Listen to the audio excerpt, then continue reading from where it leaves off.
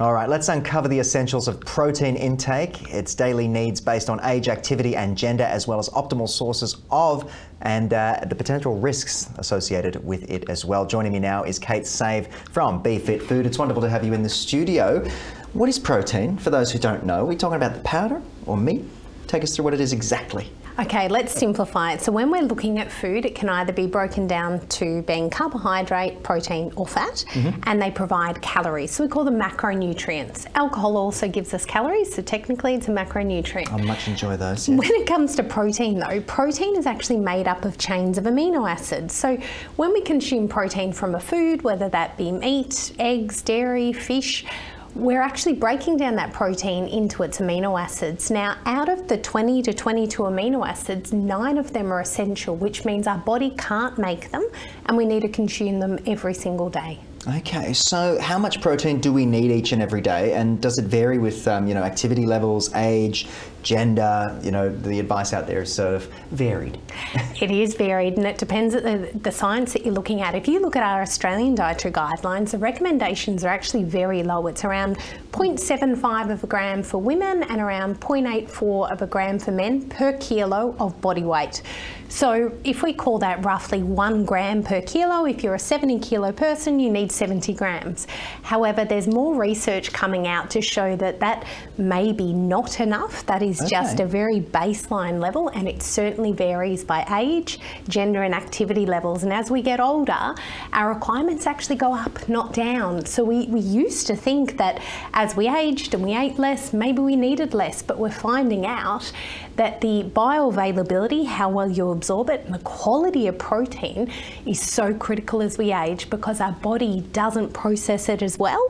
Hence, we lose muscle mass, we fall and break a hip, and our risk of death is so high. So protein is critical for all age groups, but particularly as we age. Okay, so let's talk about the best sources. I have a lot of friends who go to the gym, they drink those powders, they do all that sort of stuff. What sort of supplementation, I guess, in addition to whole food sources of protein we can look at? My fiance who's vegan tells me lentils are the place to be. Tell us more. Okay, so when I talk about quality of protein and bioavailability, it really means, does it have all the essential amino acids? Now, all animal foods do have all essential amino acids, so those 9 the body can't make. Yep. And we actually turn over around 300 grams of protein per day, but we only really replace around 70 grams of that. So we need to make sure we're getting these essential amino acids that the body can't actually make.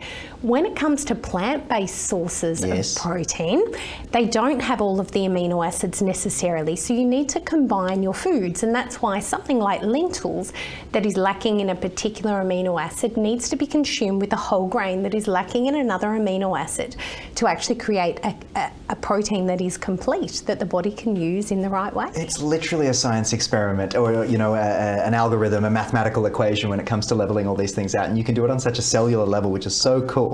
Let's talk about the risks if people consume too much protein, those who get very excited about, going to the gym and getting, pumped up. Tell us through a little bit about what's going on, and I guess the timing of protein intake. That's important too, right? It is, and I think where we've really got to in the protein science is there was a new study that came out in December last year that actually threw a spanner in the works. So we used to think in the past the optimal amount of protein per meal was around 20 to 30 grams per meal, and that was because when they looked at studies, 20-30 grams of protein, so 100 grams of meat is roughly 25 grams of protein.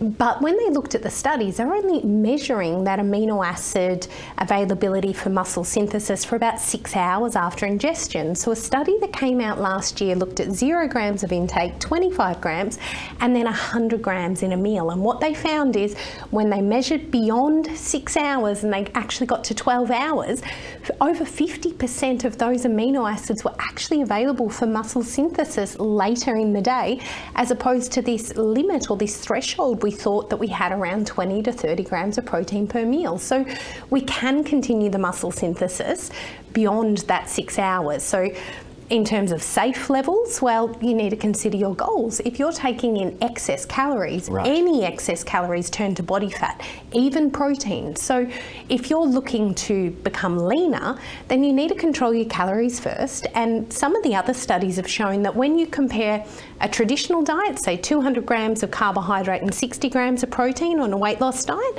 compared to 120 grams of protein and 120 grams of carbs, if the calories are the same, the body fat loss is completely different. The total weight loss might be similar.